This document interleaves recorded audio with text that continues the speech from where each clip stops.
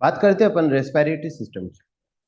तो देखिए respiratory system आप जो दो जगहों पे पढ़ोगे, एक अपन कहाँ पढ़ते हैं एनाटॉमी में, और एक आप कहाँ पढ़ोगे फिजियोलॉजी में। फिजियोलॉजी में रेस्पिरेटरी सिस्टम की फंक्शनिंग की बात होती है कि किस प्रकार से आप श्वास लेते हो, कितनी वॉल्यूम में लेते हो, कितना क्या रहता है, पूरी उसकी जो फिजियोलॉजी है ना, किस प्रकार से आपको जरूरत पड़ती है श्वास लेने की, क्यों CO2 बढ़ जाता है बॉडी में, कहाँ ऑक्सीजन की जरूरत पड़ती है, किस प्रकार से रेस्पिरेशन होता है, क्या सेल उस O2 का क्या करती है जो आप इनहेल करते हो, आप कितनी ऑक्सीजन इनहेल करते हो। ये सारी चीजें आप रेस्पिरेटरी सिस्टम कौन से में पढ़ते हो, फिजियोलॉजी वाले। तो फिजियोलॉजी में आप क्या करते हो, एक ट्रेक्स की बात करते हो। एक ट्रेक है जिसके माध्यम से हवा अंदर जा रही है और वो आगे फेफड़ों में आपके जा रहा है, इतना है। और एनाटॉमी में अपन क्या पढ़ते हैं कि इस फेफड़े को आपने काट के देखा है ना। अपन बेसिक शुरू नहीं कर रहे हैं, सीधा अपन टॉपिक पे आ रहे हैं। एनाटॉमी जब अपन बेसिक पढ़ेंगे तो उसमें देखेंगे अपन ने कि एनाटॉमी का मतलब क्या होता है। तो एनाटॉमी का मतलब होता है टू कटिंग अप, किसी चीज को काट लेना, टू कट, काट के देखना। जैसे कोई स्किन है या फिर कोई भी एक पर्टिकुलर ऑर्गन है, इसको अपन ने देखा कि भाई ये इसमें किस प्रकार से टिश्यू लेवल क्या है, या फिर अपन कहेंगे इनके अंदर आर्टरीज वेन्स किस प्रकार से जा रही हैं, उसके अंदर की स्ट्रक्चर्स हैं, वो अपन कहाँ पढ़ते हैं, रेस्पिरेटरी सिस्टम एनाटॉमी में। तो यहाँ पे देखो कौन कौन से अपने सिलेबस के आधार पे टॉपिक कौन कौन से आते हैं इसके अंतर्गत। इसमें क्या आएगा, ब्रोंकियल ट्री आएगा, लंग्स आएगा, उसके क्लिनिकल एस्पेक्ट्स आएंगे। रेस्पिरेटरी ट्रैक में नेजल कैविटी आएगी, फेरिंग्स आएगा, लेरिंग्स आएगा, ट्रेकिया आएगा, और फ्लूरा विद इट्स क्लिनिकल एस्पेक्ट्स। ठीक है, डायफ्राम आएगा। ये सारी चीजें हैं वो जितनी भी हैं ये किस में आती हैं, ये रेस्पिरेटरी सिस्टम में आती है। हिस्टोलॉजी, हिस्टोलॉजी का मतलब होता है कि आप उनके टिश्यू की बात में स्टडी कर रहे हो, है ना, ऑर्गन्स की कौन सी टिश्यूज हैं या फिर उस टिश्यूज के बारे में आप पढ़ रहे हो, वो इसकी हिस्टोलॉजी के अंतर्गत आता है। तो ये 5 बिंदु हैं, अपन एक एक करके पढ़ेंगे। तो सबसे पहले अपन एक बेसिक चीजें पढ़ेंगे लंग्स के बारे में। ठीक है, तो सबसे पहले जो हेडिंग है वो अपनी आती है ब्रोंकियल ट्री एंड लंग्स। हालांकि ब्रोंकियल ट्री अपना आज नहीं करेंगे अपन, और अपन बात करेंगे लंग्स की सबसे पहले। तो एनाटॉमी में आप जब भी पढ़ो तो जो भी एक ऑर्गन है उसकी आपको सिचुएशन पता होना चाहिए। आपने अभी प्रैक्टिकल में जाना शुरू किया होगा, तो वहां पे आपको कैडावर में दिखाते भी हैं कि किस प्रकार से कहाँ पे लंग्स जो वो सिचुएटेड है ना, कौन सी वेन जा रही है, कौन सी नर्व वहां से सप्लाई कौन सी मिल रही है उसको। तो वो सारी चीजें भी आपको ऐसे अलग अलग डाइसेक्शन करवा के आपको दिखाते भी होंगे। तो यहाँ पे बात करते हैं अपन सिचुएशन की, बात करते हैं लंग्स होते कहाँ पे। तो lungs are a pair of respiratory organs situated in the thoracic cavity. एक अब्डोमिनल कैविटी होती है और एक थोरेसिक कैविटी होती है। ऊपर जो थोरेक्स वाला एरिया है ये कौन सी है, थोरेसिक कैविटी है, जिसमें आपके लीवर रहते हैं। और कौन होता है, लीवर है, एब्डोमेन है, ये सॉरी आपका स्टोमक है, आपका पेनक्रियाज है, स्मॉल इंटेस्टाइन है, आपकी लार्ज इंटेस्टाइन है, ये आपके कहाँ रहती हैं, ये आपके अब्डोमिनल कैविटी में होती है। आपका हार्ट हुआ, आपके लंग्स हुए, ये सारा तामझाम कहाँ रहता है, ये आपके थोरेसिक कैविटी।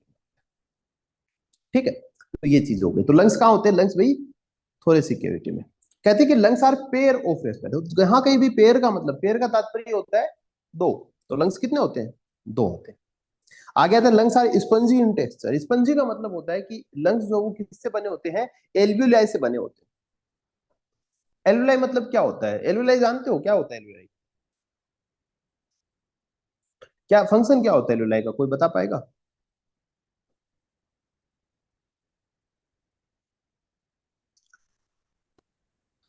ये तो भैया पढ़ा फंक्शन, रहे हाँ जी बोलिए। हैं। तो विषय तो सही करो यार, कैसे होगा।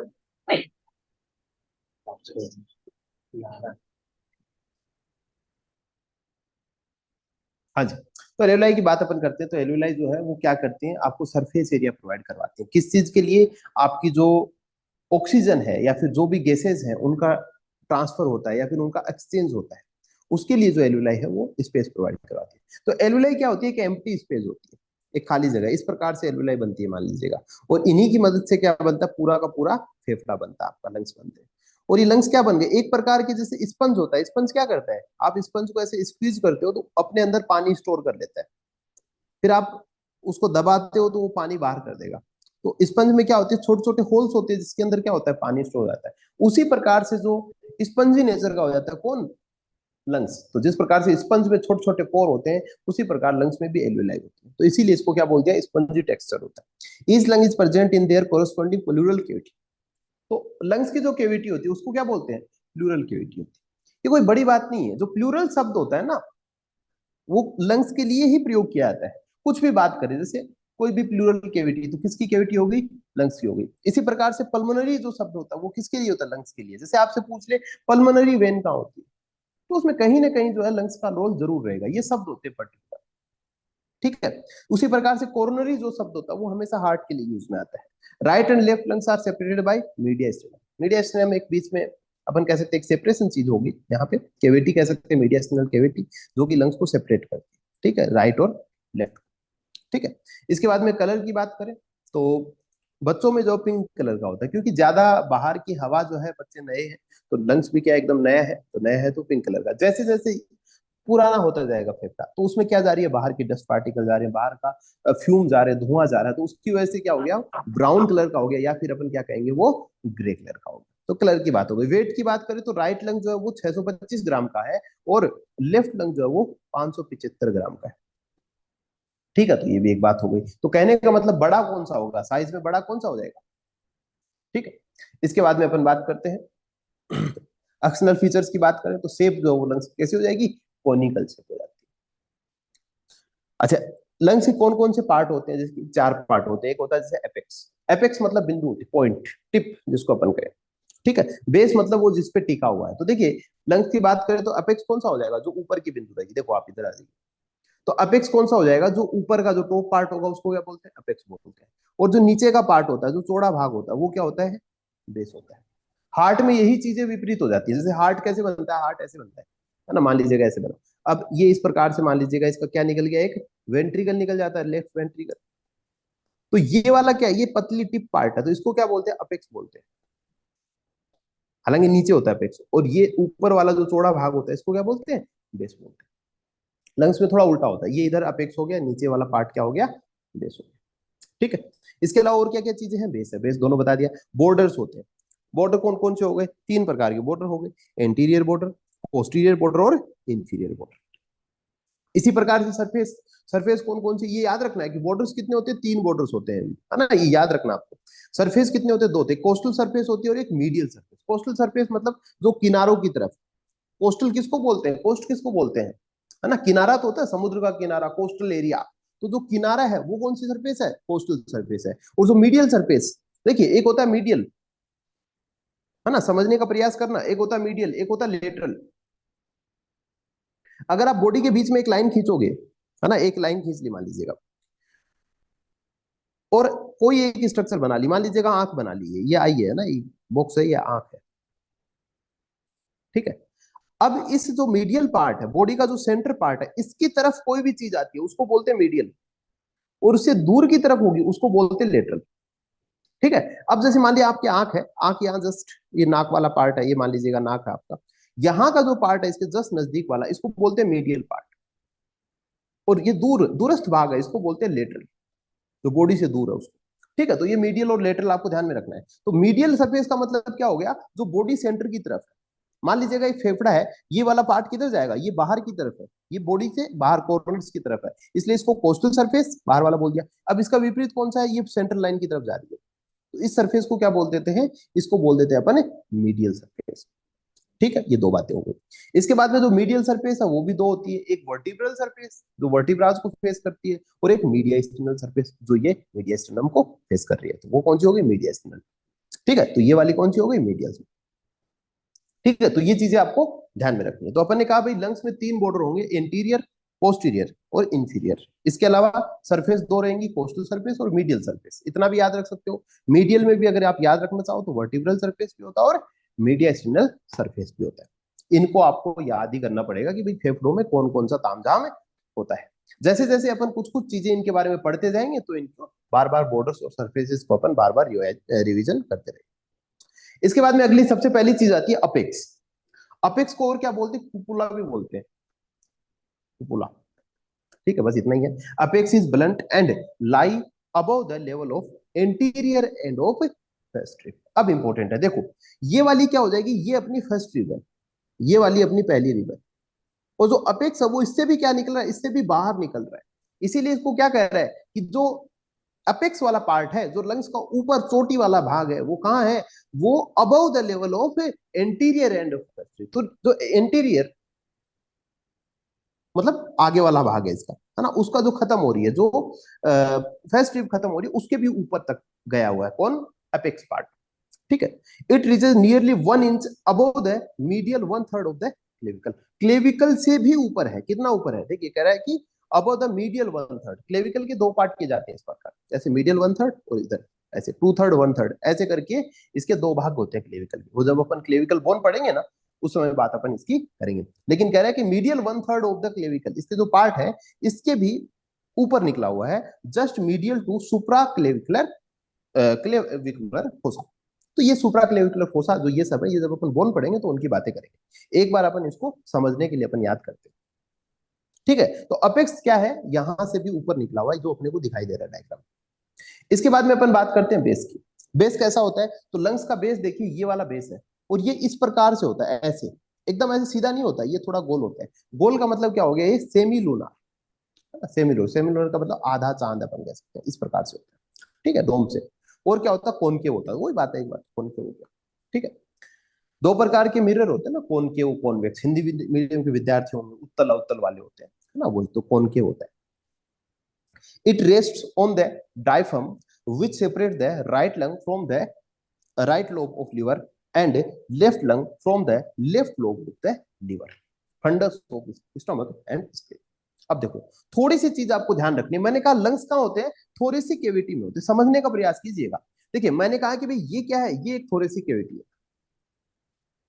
Thoracic cavity. और लंग्स जो है वो कहाँ होते हैं, थोरेसिक कैविटी में होते हैं। और मैंने कहा नीचे कौन है, इसके नीचे इसके अब्डोमिनल कैविटी में। और अब्डोमिनल कैविटी में पेट में रहने वाले, अब्डोमन में रहने वाले ऑर्गन्स होंगे। जैसे यहाँ पे मैं बात करूं तो कौन होगा, लीवर। लीवर इस प्रकार से होता है भाई साहब, यहाँ तक एकदम कोने तक आ जाता है। और इसके बीच में जो थोरेसिक कैविटी को और अब्डोमिनल कैविटी को सेपरेट करने वाली जो चीज है, या फिर जो सिस्टम है, कुछ भी कह सकते हो, वो कौन है, डायफ्राम। तो डायफ्राम इसको क्या है, सेपरेट करता है, किसको, लंग्स को नीचे वाले ऑर्गन से। जैसे कि लीवर और लंग्स के बीच में कौन आता है, अपना डायफ्राम आ जाता है। अच्छा, एक विशेष बात ध्यान रखिएगा, ये जो है ना, देखो ये जगह बची है, ये क्या है, ये कार्डियक नोच है। और ये कार्डियक नोच क्यों बना है, क्योंकि यहाँ पे हार्ट का जो, हार्ट एकदम सेंटर में होता है, और उसका जो लेफ्ट वेंट्रिकल होता है वो यहाँ पे घुसा रहता है। कभी भी दो ऑर्गन जो होते हैं उनके बीच में इतना स्पेस होता है कि वो एक दूसरे के टच नहीं हो। अगर लंग्स के हार्ट टच भी हो जाएगा ना, तो ऑर्गन फेल हो जाता है। उसी प्रकार से कोई भी ऑर्गन हो, भले ही लीवर के अगर आप लंग्स को टच कर दोगे, या फिर इवन डायफ्राम भी टच हो जाएगा, तो लीवर फेलियर हो जाता है, मतलब ऑर्गन फेलियर हो जाता है। तो इसलिए इनको सेपरेट करने के लिए कुछ व्यवस्था की गई रहती है। तो लंग्स को लीवर से सेपरेट करने के लिए कौन है, डायफ्राम बनता है। तो डायफ्राम क्या क्या करता है भाई, डायफ्राम एक तो अपन ने कहा कि भाई ये सेपरेट करता है किसको, लंग्स को लीवर से, या फिर थोरेसिक कैविटी और अब्डोमिनल कैविटी को बांटता है। दूसरा, इधर वाले लंग्स को, इधर वाला पार्ट हो गया लीवर का, लीवर दोनों तरफ है, तो right lobe of liver, left lobe या फिर left lung, left lobe of liver, ऐसे अपन याद कर सकते हैं। क्योंकि लीवर बड़ा है, ऐसे फैला हुआ है, तो दोनों ही नीचे आता है। इसके अलावा इधर की बात अगर अपन करें, लेफ्ट साइड की विशेषता को, तो लेफ्ट साइड और कौन होता है, स्प्लीन होता है ना। एब्डोमिनल कैविटी में स्प्लीन होता है, और कौन होता है, स्टोमक होता है। तो इन सब से भी क्या करता है, ये सेपरेट करता है। कौन करता है, डायफ्राम करता है। ठीक है, तो लंग्स से सेपरेट करने के लिए कौन हो गया, डायफ्राम हो गया। तो देखो वही बात है, फिर से अपन पढ़ते हैं कि डायफ्राम क्या करता है, डायफ्राम के ऊपर का, it rest on the diaphragm. तो लंग्स होते हैं किस पे रेस्ट करते हैं, या फिर बेस की बात हो रही है, बेस किस पे रेस्ट करता है, बेस डायफ्राम के ऊपर होता है। और विच separate the right lung from the right lobe of liver and left lung from the left lobe of liver. Fundus of stomach, fundus part होता है स्टोमक। इसी प्रकार से पेट के भी दो तीन पार्ट होते हैं, फंडस होता है, कार्डियक होता है, पाइलोरिक पार्ट होता है। वो बातें जब स्टोमक पढ़ेंगे उस समय करेंगे, है ना। लेकिन जो फंडस पार्ट होता है स्टोमक का, उससे सेपरेट करता है डायफ्राम। ठीक है, और इसके अलावा स्प्लीन भी होता है स्टोमक के पास में, उससे भी सेपरेट करता है। तो ये कुछ ऑर्गन्स हैं, इनके नाम अगर आप थोड़ा सा याद करते हो तो अच्छा लगेगा, है ना, और कुछ भी नहीं है। इसके बाद में अगला आता है बॉर्डर्स की बात करते हैं। तो मैंने कहा तीन बॉर्डर होते हैं भाई। सबसे पहले आ गया anterior border. Anterior border very thin, बहुत पतला होता है। Anterior border of left lung shows a wide cardiac notch below the level of fourth costal cardiac. देखो, कार्डियक नोच से तात्पर्य समझ में आ रहा है अपने, कि जो हार्ट है उसका एक वेंट्रिकल है, जिसको अपन लेफ्ट वेंट्रिकल बोलते हैं। बचपन से पढ़ते आ रहे हैं कि जो ज्यादा जो पंपिंग होती है, लब डब की जो साउंड होती है, या फिर ज्यादा पंपिंग होती है, वो लेफ्ट वेंट्रिकल में ही ज्यादा होती है। तो ज्यादा सेफ्टी जो उधर की ज्यादा रहती है, और वो थोड़ा सा टिल्टेड होता है। उस टिल्टेड होने के कारण, क्योंकि हार्ट का जो लेफ्ट वेंट्रिकल होता है वो थोड़ा टिल्टेड होता है, इसीलिए जो अपना लेफ्ट लंग होता है वो थोड़ा सा छोटा होता है बजाय किसके, राइट लंग। ठीक है, तो अपन ने कहा कि भाई, और वो होता कहाँ पे है, पूछा जाता है कार्डियक नोच होता कहाँ है, तो ये फोर्थ कोस्टल कार्टिलेज के लेवल पर होता है, जहां पे फोर्थ कोस्टल कार्टिलेज होता है वहां पे होता है। तो ये चीज आपको ध्यान में रखनी है, ठीक है, कि कार्डियक नोच कहाँ पे होता है। इसके बाद में देखो नीचे क्या कहता है, heart and pericardium are uncovered by lungs in the region of this notch. तो ये हार्ट जो है वो नहीं कवर करता है, uncovered by lungs in region of this notch. ठीक है, पोस्टीरियर बॉर्डर की बात करते हैं, ये थिक होता है, extend from C7 to T10। तो बस ये याद रखना, ये C7 टू T10 स्पाइन तक होता है, ये फोर्थ कोस्टल कार्टिलेज के लेवल पे होता है कार्डियक नोच, और inferior border separate the base from both surfaces. Inferior border बाकी दोनों को सेपरेट कर देता है ना। बस आप बॉर्डर्स के नाम ध्यान में रखिए, ज्यादा कुछ विशेष यहाँ पे परेशान नहीं होना। सर्फेसेज की बात करें, कोस्टल कोस्टल सर्फेस की बात करते हैं, लार्ज और कॉन्वेक्स होती है। ठीक है, तो कोस्टल सरफेस लार्ज होती है और कॉन्वेक्स होती है। किस प्रकार से होती है, देखो ये वाली कोस्टल सरफेस होती है ऐसे, तो ये क्या वाली होगी, कॉन्वेक्स हो गई। नीचे अपन बॉर्डर्स की बात कर रहे थे, वो ऐसे था, तो अपन ने क्या कहा भाई, वो कॉनकेव हो गया, है ना। तो ये बाहर की तरफ हो रही है सरफेस, ये अंदर की तरफ हो रहा था ऐसे, ये इधर इधर की तरफ है, तो ये ऊपर हो गई, ये अंदर धसी हुई है ना। तो ऐसे थोड़ा बहुत आप याद कर सकते हो। इसके अलावा मीडियल सरफेस की बात करें तो मीडिया स्टिनल और एंटीरियर पार्ट हो गया, वर्टिब्रल और पोस्टीरियर पार्ट हो गया। बस इतना ही आप ध्यान रखें, मीडियल सरफेस और पोस्टल सरफेस, दो सरफेसेज होती है, तीन बॉर्डर होते हैं। ठीक है, इसके बाद में एक चीज आती है फिशर। फिशर मतलब होता है लंग्स जो है अपने अंदर में भी डिवाइड रहते हैं। ठीक है, तो देखिए क्या कह रहा है कि fissure and lobes of the lung, right lung is divided into 3 lobes by 2 fissure. Fissure मतलब लाइनिंग होता है। अगर आप एक फेफड़े में 3 लाइन खींच दोगे, मान लो ये एक फेफड़ा है, इसमें मैंने कहा कि 2 फिशर होते, तो 2 लाइन मैंने खींच दी इसके अंदर, ये लो 2 लाइन। अब बताओ कितने लोब हो गए, 3 लोब हो गए, ये पहला लोब हो गया, ये दूसरा लोब हो गया, तीसरा लोब। लेकिन फीसर मतलब ये लाइनिंग कितनी हुई, चीरे कितने हो रहे हैं लंग्स के अंदर, 2 है, पार्टीशन कितने, 2, इनको फीसर बोला जाता है। तो ये तो हो गए फीसर 2, और ये क्या हो गए, लोब, ये कितने होते हैं, 3 होते हैं। तो राइट लंग के अंदर कितने लोब, 3 लोब, फीसर कितने, 2 फीसर। कौन कौन से लोब, सुपीरियर हो गया, मिडल हो गया, इंफीरियर हो गया। तो सबसे ऊपर वाला सुपीरियर, बीच वाला मिडल हो गया, नीचे वाला इंफीरियर हो गया, खत्म। ओब्लिक, अच्छा फीसर 2 प्रकार के होते हैं, ये तो मैंने समझाने के लिए बस ऐसे लगा दिया। एक ओब्लिक, ओब्लिक मतलब तिरछा होता है, और एक हॉरिजॉन्टल, हॉरिजॉन्टल मतलब क्षैतिज जिसको बोलते हैं। ठीक है, एक ऐसे होते हैं। तो ये अपन कहेंगे ये क्या हो गए, ये 2 फीसर हो जाते हैं। तो ये आपको फीसर और लोब्स ध्यान में रखने हैं, और ये कौन से वाले में होते हैं, ये राइट लंग वाले में होते हैं। लेफ्ट वाले में देखो क्या होता है, यहाँ पे 2 लोब होते हैं और 1 फीसर होता है। तो देखो मैं अगर ऐसे लंग्स बनाऊं, तो यहाँ पे 1 फीसर करना, तो 1 फीसर कर दिया। लोब कितने हो जाएंगे, ये 1 फीसर हो जाएगा, और लोब कितने हो गए, ये पहला हो गया, ये दूसरा हो गया। तो समझ रहे हैं, कहानी समझ में आ रही है ना, किस प्रकार से लोब होते हैं और किस प्रकार से फीसर्स होते हैं। इसके बाद में सुपीरियर लोब, इंफीरियर लोब, नाम निकाल दिया, ऊपर वाले को सुपीरियर, नीचे वाले को इंफीरियर, और ओब्लिक फीसर इसको बोल दिया, थोड़ा तिरछा लगता है। ठीक है, इसी को डायग्राम के माध्यम से देख लीजिए। मैंने क्या कहा कि भाई ये ऐसे लंग्स है, और इसमें मैंने कहा कि भाई ये दो तामझाम है, जो बड़ा वाला उसमें भाई ज्यादा पार्टीशन करोगे, छोटे वाले के क्या पार्टीशन करोगे, तो छोटे वाला ये वाला लेफ्ट वाला है। ठीक है, ये वाला राइट वाला है, जो कि क्या है, थोड़ा बड़ा है। बड़ा है तो इसके 3 पार्ट कर दिए, मैंने कहा ये सुपीरियर लोब है, ये मीडियल लोब है, और ये क्या है, ये इंफीरियर लोब है।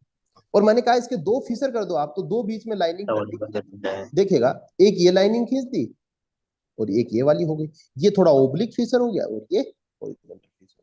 ठीक है, इसी प्रकार से जो राइट सॉरी लेफ्ट लंग है, इसमें क्या हो रहा है, इसमें ये एक ही फीसर है, जिसको ओब्लिक फीसर बोला जाता है। ठीक है, और ये 2 जो लोब है उनमें डिवाइड करते हैं। अब देखिएगा अगली स्ट्रक्चर की अपन बात करते हैं। आगे देखिए क्या कह रहे हैं, आगे देखिए अब आता है लिंगुला। एक स्ट्रक्चर है बस लंग्स में, कि टंग से projection of left lung below the cardiac notch is called lingula. It corresponds to middle lobe of the, देखिएगा ये यहाँ पे आता है, किस में पूछा जाता है, लिंगुला कहाँ पे आता है, तो ये यहाँ पे आता है। ठीक है, ये इसमें है, सुपीरियर लोब में। और कहां पे होता है ये जस्ट बिलो कार्डियक नोच। ये देखो कार्डियक नोच है, कार्डियक नोच का मतलब क्या होता है, एक धंसा हुआ स्ट्रक्चर जहां पे लेफ्ट वेंट्रिकल ऑफ हार्ट आता है। तो ये जो है कार्डियक नोच होगा, और इसके यहाँ पे कौन होता है, लिंगुला। ठीक है, ये चीज अपने। अब इसके बाद में देखो, ये जो वही स्ट्रक्चर है, लेकिन ये एक ओरिजिनल लंग्स है। ठीक है, तो ये भी वो फीचर्स बता रखे हैं। आप असली लंग आपको जरूर मिलेगा, आपकी लैब में जाओगे ना एनाटॉमी की, तो वहां पे आपको रखे मिलेंगे, या फिर अगर आपको नए कैडावर में से निकाल के बताएं तो बहुत ही अच्छी बात है ना। तो उसमें ये इस प्रकार का ओरिजिनल स्ट्रक्चर आपको देखने को मिल सकती है। इसके बाद में आगे बात करते हैं रूट ऑफ द लंग्स। कह रहा है कि it is short broad pedicle which connect with medial surface to the lungs of mediastinum. ये रूट की बात कर रहे हैं। देखिए, it is short broad pedicle which connect medial surface to the mediastinum. The root of lung lie opposite to the bodies of fifth sixth seventh thoracic vertebra. कहां पे होती है ये रूट? ये पांचवें छठवें और सातवें में होती है। तो पूछे जाए भाई रूट ऑफ लंग्स कहां पे रहेंगे, तो पांचवी छठवीं और सातवीं थोरेसिक वर्टिब्रा में। इसके कंटेंट्स की बात अपन करते हैं। तो principal bronchus on left side, कौन कौन सी चीजें, देखो क्या क्या चीजें होती है ये रूट ऑफ लंग, इनमें कौन कौन से तामझाम होता है। देखो, principal bronchus on left side and eparterial and hyparterial bronchi on right side. बस ये याद रख लेना। वन पल्मोनरी आर्टरी, इसके अंदर क्या क्या तामझाम होता है। एक पल्मोनरी आर्टरी होती है, टू पल्मोनरी वेन होती है, सुपीरियर और इंफीरियर होती है, ब्रोंकियल आर्ट।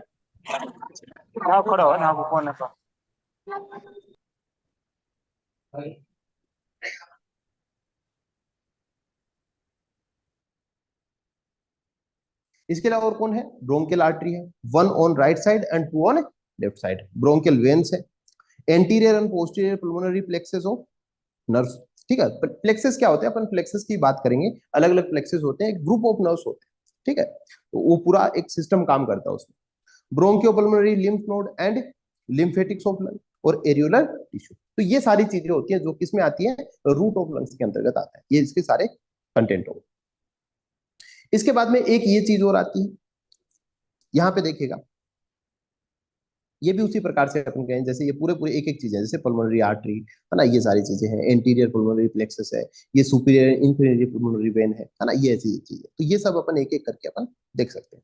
ठीक है, इसके बाद में जो है आगे अपन बात करते हैं surface marking of the lungs. अब देखिए, इसमें अपन देखते हैं अपेक्स की बात सबसे पहले करें कि अपेक्स कहाँ पे होता है। तो 1 inch above the medial 1/3 of clavicle, above the level of anterior end of festive. तो अपेक्स कहाँ पे अपन ने बात भी कर ली थी, कहाँ पे, 1 inch above the medial 1/3 of clavicle. तो अपने कहा क्लेविकल थोड़ा ऊपर होता है, और above the level of anterior end of festive, और जो फर्स्ट रिब होती है उसके भी ऊपर होता है। दूसरा अपन ने कहा कि anterior border of right lung कहाँ पे होता है, correspond very closely to anterior margin of pleura. इसके बाद में it is obtained by joining different point in, सबसे पहले देखो स्टर्नोक्लेविकल जॉइंट, ठीक है, median sternal plane at the sternal angle, और medial plane just above the xiphisternal joints. तो ये अपन पूरा का पूरा एक बॉर्डर है वो बना सकते हैं कि कैसे कैसे इसका बॉर्डर किस प्रकार से बनता है। तो तीनों चीजें अपने को एक साथ लगानी पड़ती है, तो उससे क्या हो जाता है, अपना एंटीरियर बॉर्डर बनता है। तो ये तीनों चीजें अपने को इसमें याद करते हैं। इन तीनों पॉइंटों को अगर अपन ज्वाइन करते हैं तो अपना क्या बन जाएगा, एंटीरियर बॉर्डर बनेगा। इसी प्रकार से anterior border of lungs correspond to anterior margin of pleura up to fourth costal cartilage. Cardiac notch की बात करें, below the level of fourth costal cartilage. तो अपन ने कहा पहले भी कि कार्डियक नोज कहाँ पे है, फोर्थ कोस्टल कार्टिलेज पे, तो पहले ही पढ़ चुके हैं इस चीज को। Passes 3.5 centimetre laterally from the spinal margin and then curves downward and medially to the reach sixth costal cartilage 4 centimetre from median plane. इसके बाद में पोस्टीरियर बॉर्डर की बात करें तो C7 से T10 स्पाइन होता है। इंफीरियर बॉर्डर की बात करें तो lower border of each lung light 2 ribs higher than the pleural reflection. यहाँ पे देखिए एक चीज आती है प्लूरल रिफ्लेक्शन। तो प्लूरल रिफ्लेक्शन की बात अपन करें तो देखिए क्या चीज है। प्लूरल रिफ्लेक्शन का मतलब होता है कि एक प्रकार से जो प्लूरा है, कह रहा है कि there are a number of areas in the thorax where parietal pleura changes its direction as it passes from one surface onto another. These areas are known as pleural reflection. देखिए, ये जो area है यहाँ वाला, ये जो part, ये क्या होता है, ये प्लूरल रिफ्लेक्शन का पार्ट होता है। और इसको किस में माना जाता है, इसको एक प्रकार से सरफेस मार्किंग में लेते हैं। ये क्या है, ये प्लूरल रिफ्लेक्शन है। यहाँ पे प्लूरा होती है, प्लूरा एक लंग्स की कवरिंग होती है ना, एक केविटी बनती है जिसके अंदर लंग्स रहते हैं। ठीक है, तो ये जो एरिया है ये क्या है, ये प्लूरल रिफ्लेक्शन का पार्ट है। ठीक है, इसके बाद में अपन आगे की क्लास जो है वो अपन नेक्स्ट में देखेंगे, यहाँ तक की चीजें हो। तो इसमें जो है बेसिकली आपको ये मार्किंग्स आपको याद रखनी होती है कि कौन सी चीज जो है वो कहाँ पे आती है। ठीक, चलिए।